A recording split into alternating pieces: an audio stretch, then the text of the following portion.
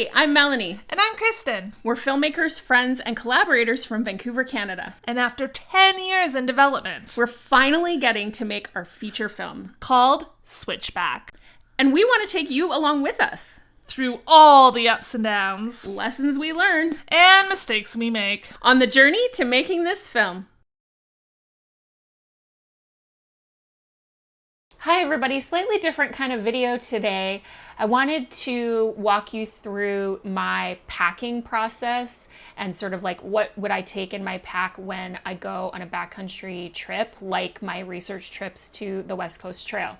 So I filmed a little video last year when I did my last trip, and I'm just gonna put it up here and I'm gonna talk through some of the things you're gonna see, the items that I took and the background of why I took them. So starting off with my backpack, this is something I bought specifically for this trip because it's important that your bag and your shelter and sleep system are as light as possible if you want to make sure that your entire packing is light. So that was my sleep system and my tent.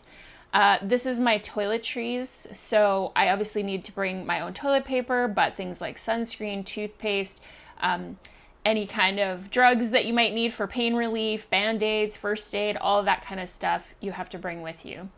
Next is my camp kitchen, so my pot, my fuel, my stove, and stuff to wash that, as well as my food bag, which contains all the food that I brought with me to eat, but also I need to have it all contained so that I can store it in a bear bin or up in a tree overnight to keep myself safe at night. Then I have a whole bunch of electronics because of course I was going to be filming and scouting, and so I have a little tripod, I have my GPS, which is a safety device, power banks, headlamp, etc. All important is your water system. You need to have a water filter to be able to have clean drinking water the whole time. Next is my clothes.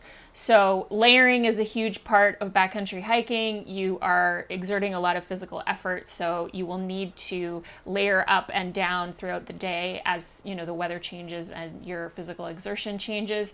So this is an image of what would be like my worn weight. So all the clothes that I would wear as my base layer, and then my poles, which I would be carrying. And then of course I bring extra layers for warmth at night in camp, extra socks, pants, a toque, my fleece, and things to sleep in overnight, so that you get a brief respite from your stinky hiking clothes.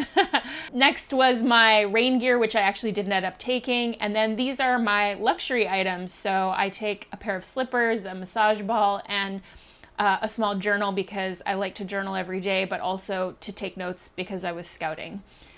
Technically, luxury items are a thing you bring that are very personal, what a person considers their luxury item. And lastly, here you can see my total pack. So that is everything that I took with me. I think the only thing I added after I made that video is I took my watercolor set and a little notebook for that. So a small amount of weight got added, but generally speaking, it's a game of how do I keep my pack as light as possible.